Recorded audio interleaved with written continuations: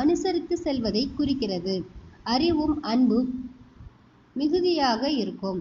முன்னேற்றத்தில் ஆர்வமும் பிரதானமான வார்த்தையாடும் திறனும் இருக்கும்.